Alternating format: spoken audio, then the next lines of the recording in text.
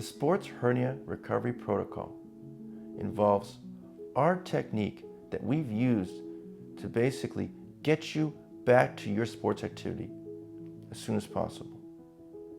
And this is something that's unique to us because we're very much sports-minded. Very few doctors out there really have guidelines to get you back to your physical activity.